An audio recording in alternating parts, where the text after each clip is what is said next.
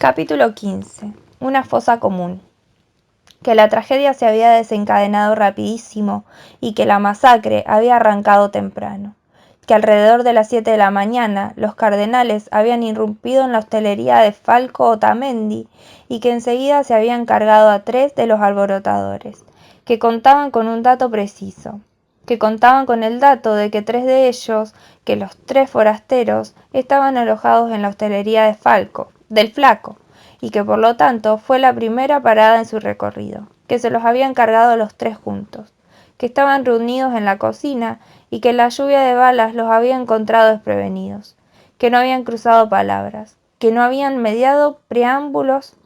que los cardenales habían derribado la puerta, que en recepción no había nadie, que Otamendi se había salvado de casualidad, y que los habían llenado de balas, que los habían perforado a balazos, que los cuerpos de los que asesinaron ese día habían sido despachados en una fosa común, que por supuesto no había números oficiales y que las cifras variaban de una persona a otra, que algunos decían que 100 y otros decían que 200 y que algunos decían que 500 y que, con el transcurso del tiempo, se iba a hablar de miles, que para exagerar eran como mandados a hacer, que cada uno agregaba los muertos que se le cantaban, sin identificación, pero que en los pueblos la gente se conoce y que más o menos se sabía quiénes habían sido.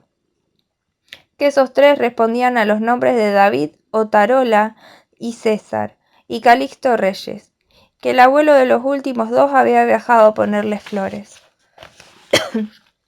en sus respectivas tumbas, y que se habían vuelto con un ramito intacto. Que había que ser un desalmado para que la imagen de ese hombre no te conmoviera.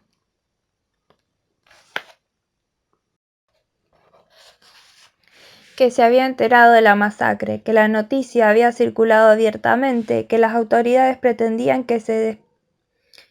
desparramara, que aspiraban a que los ayudara a frenar futuras insurrecciones, y que había viajado a despedir a sus nietos y que lo habían despojado de ese derecho, que se lo habían quitado, que ni siquiera le habían señalado la porción de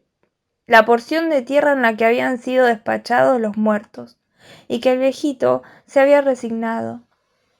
que ante la ausencia de información, que había preguntado en el cementerio, en la parroquia y en la administración, y que inclementes lo habían echado de los 3 lugares. En silencio había emprendido la retirada.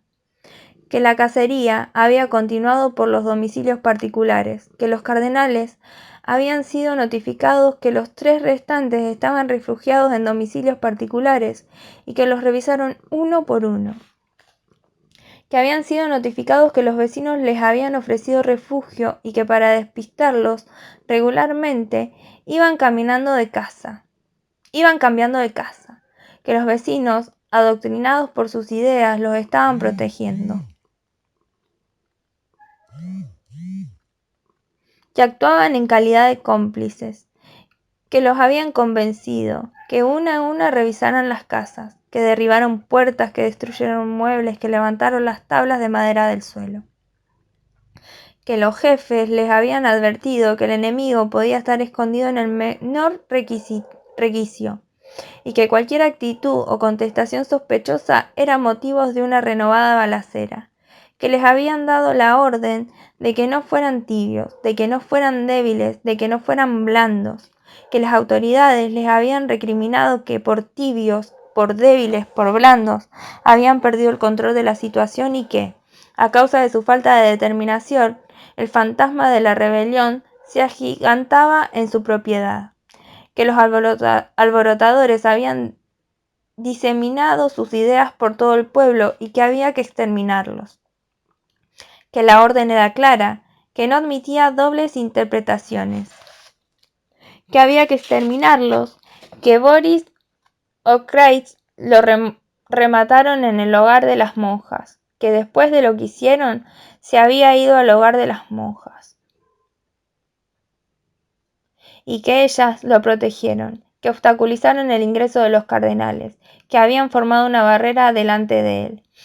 una suerte de escudo, y que las amenazaron con matarlas y que no conseguían amedrentarlas, que les apoyaron las armas en las sienes y que no conseguían amedrentarlas.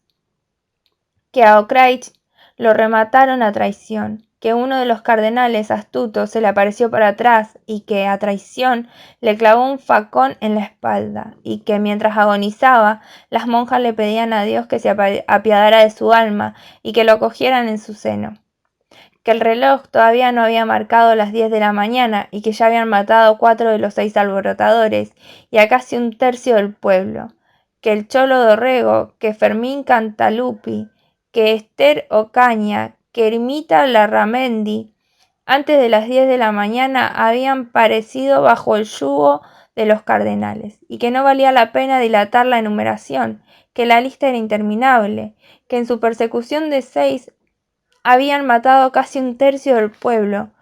que al próximo lo habían ubicado con facilidad, que se trataba de uno de los suyos, que lo habían mantenido al margen del operativo, que lo habían fleteado a capital, y que a su regreso se había topado con este panorama y que cuando fue a exigir explicaciones le contestaron con un balazo, que lo habían diagramado así, que lo recibieron con una puteada y un balazo en el pecho, que faltaba el escurridizo, que solo faltaba la figura difícil, que a su paso los cardenales iban sembrando un reguero de sangre y que las armas iban a resonar otra vez, que se habían dividido en grupos de 2, que habían perimetrado la zona y que Iván